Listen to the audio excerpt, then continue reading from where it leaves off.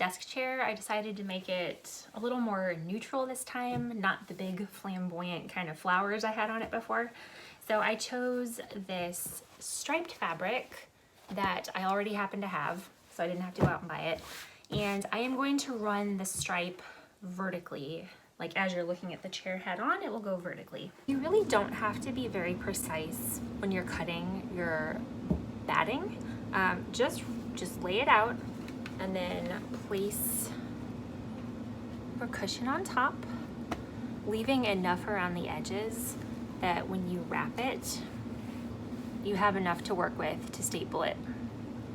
So I am gonna guesstimate over here how much I need, about right there. And then I am just gonna take my shears and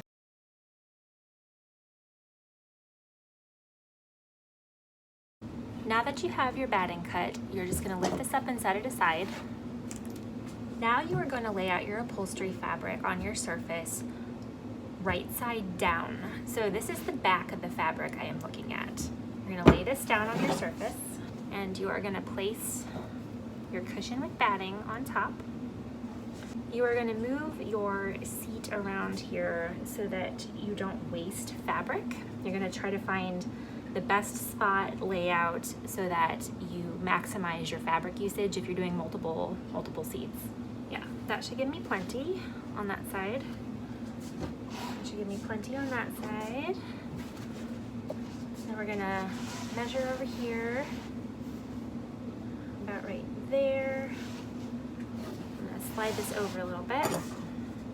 I love cutting things with stripes because it's just like a built-in guide. You can just pick a stripe and follow it down. And then we're gonna turn this. Cut off the excess over here. Do about right there. You don't have to trim this ahead of time. Like you could literally just staple it like this if you want and trim it. I just like to get rid of the bulk excess because I feel like it gets in the way. So the first thing I like to do is to turn my seat so that it's top and bottom. It helps me stay oriented. But what we first want to do is make sure that our pattern is going to be straight. Now, if you're not working with something that has a distinct up and down, doesn't need to be straight, then you don't need to worry about this step as much. Now, I'm fairly certain that I have this fabric pretty much straight, but in order to test it, I'm just going to take some push pins and I'm going to fold this over, secure it with a push pin at the top, fold my bottom up, secure it with a push pin at the bottom, and then I'm just going to flip it over and take a look at it to make sure I'm happy with it before I start stapling. Yeah, I think that looks good. Before you start stapling, be sure to read the instructions that come with your stapler, especially if you're using a pneumatic stapler, because pneumatic tools like this do require fairly frequent oiling to keep them well lubricated. You also want to be sure you know what PSI to set your air compressor to. This one has a functioning PSI of 60 and a maximum PSI of 100. So I currently have my air compressor set to about 65 to 70. And you also want to make sure you're loading your staples the correct way. I always recommend doing so before you plug in your air compressor to your tool.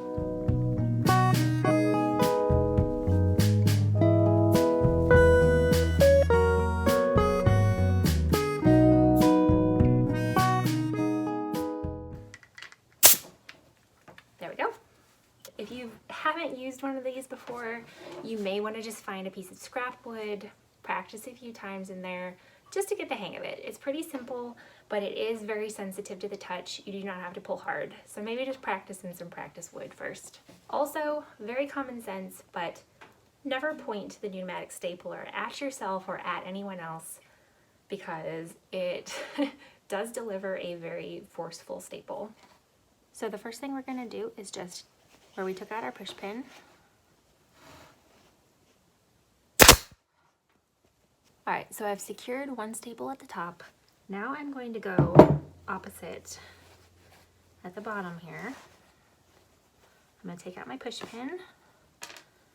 And when you're pulling your fabric taut, you want it to be tight enough to be smooth, but you don't want to pull it so much that it's going to make the fabric misshapen or wavy on the front. So just give it a little pull and make sure it's snug, but not overly so. And secure it with one at the bottom. Now we're going to come back up to the top. Smooth it out here. We're going to put another one to the left. Okay. I just like to start in the center and work my way out. Kind of smoothing it out as I go. And you don't have to put them right next to each other. I think just every few inches is good. I might secure it a little bit more right here. There we go. Now I'm going to come down to the bottom and do the same.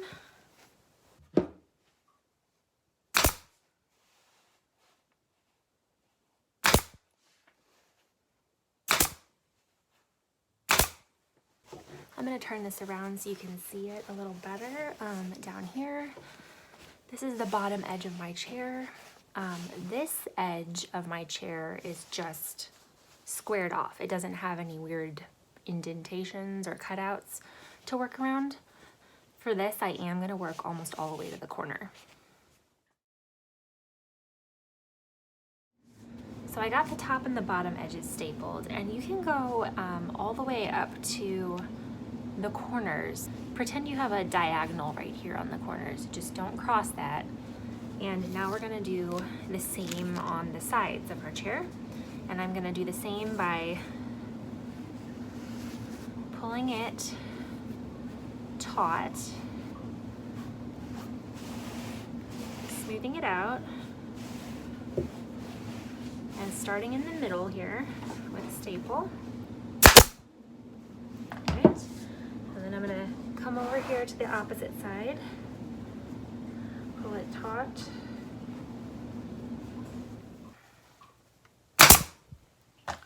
Now, due to the shape of my chair, you're going to see the fabric start to angle like this, just because my chair is not perfectly square. It actually goes inward at the top. So now I'm going to do the same as I did before, and I'm just going to come along here, smoothing and pulling taut.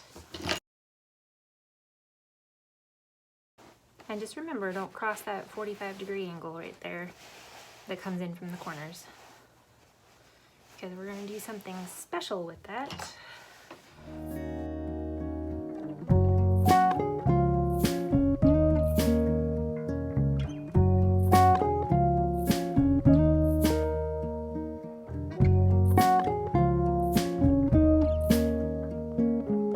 So now comes the interesting part. I am at the front edges of my chair where it is just squared off. There's no odd cutouts or anything. Now, if I were to fold the corner with all of this fabric in here, it would end up way too thick and the chair would not sit nicely and flush in my chair frame. So I am going to have to make some cuts before I can proceed. Okay, so the first thing I did was just cut out the extra batting I had down here that was taking up so much room. And now what I'm going to do is I'm going to take the corner of the fabric and bring it straight in from the corner of the chair. So here's the corner of the chair, here's the corner of the fabric. I'm just going to bring it straight in like this. Okay? And now I'm going to take this edge and fold it tautly over like this. So it's forming this nice straight line here. And I am going to secure this with a staple. Now before I make my next fold, I'm going to cut off some of this excess fabric.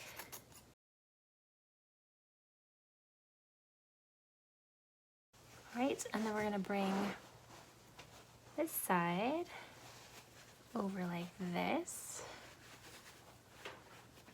So we brought that corner piece straight in. We brought this side over this way and this side over this way.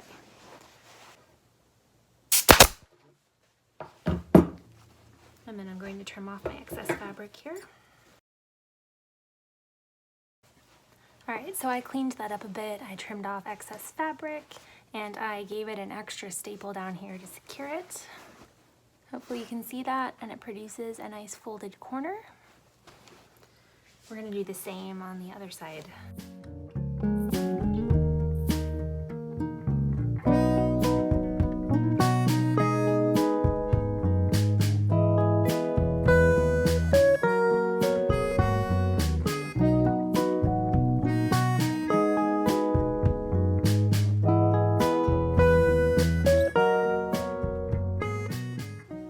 Sure, when you're trimming off extra fabric, not to trim right on top of your staples, but to leave a little bit of fabric just so it doesn't pull out easily. So for the back edge of my chair, I have these L-shaped cutouts where it fits into the chair frame. What I did first was remove the excess batting that was down in this L. You can see that. So this is kind of an L-shaped cutout here where it fits into the frame of the chair. I cut out the excess batting. I'm going to find the middle here and just kind of pull it up like this.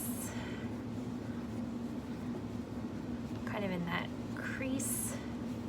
And then I'm going to treat each of these corners as like a separate chair corner like I just did before. I'm just going to take my push pin and kind of secure it for now. There we go. So I'm going to pull this taut over here, and then I'm going to fold this over. Just going to secure that with a staple. And then same over here. I'm going to pull this as smooth as possible.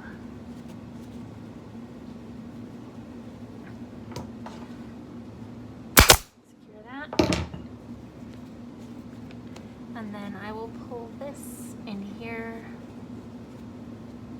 taut, secure that with a staple. And I'm gonna add an extra one right here, watching my fingers, and an extra right here.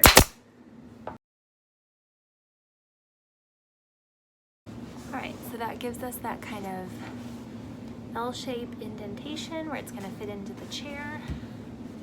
And I will go ahead and do the same on the other side.